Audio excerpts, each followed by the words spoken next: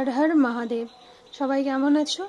আমি সকাল সকাল মহাদেবের দর্শন করে বাড়ি আসি। এসে দেখি আমার এই তিন মূর্তি ঘুমাচ্ছিল। আমি ওদেরকে তুলে দিই ঘুম থেকে। বেচারারা আমার উপর খেপে গেছিলো। তো যাই হোক, তারপরে আমি স্নান করতে চলে যাই। স্নান করে এসে দেখো পুজোর কাজ করেছিলাম, তার মধ্যে তোমাদেরকে দেখাতে আসি যে দেখো ফুলগুলো কত সুন্দর লাগছে, মানে কত রকমের ফুল আজকে পেয়েছিলাম, এত সুন্দর লাগছিল। আর অনেক দিনের ইচ্ছে ছিল মহাদেবের জন্য মালা তৈরি করে দেবো, তাই আজকে আকন্দ ফুলও অনেক এনেছিলাম। আর এই দেখছো আমার হাতে যে মালাটা আছে, আর এই নেক্সট যেটা মালা করব, এই দুটো নাকি পুরুষ ফুল। আর এরপরে যেটা মালা করবো সেটা নাকি স্ত্রী ফুল। এবার পুরুষ ফুলটা যেটা বলে সেটা সবাই তোমরা দেখেছো, মানে চোখে পড়েই। আর স্ত্রী ফুলটা কে কে দেখেছো আমি জানি না, আদৌ এরকম কিছু হয় নাকি, এটা গ্রাম বাংলার ভাষা, তাও আমি জানি না। তো যাই হোক, আমার মালা গাঁথা হয়ে গেছিলো, তারপরে আমি পুজো সেরে নিই। আর দেখবে সব মহাদেবকেও হেভি লাগছিলো দেখতে।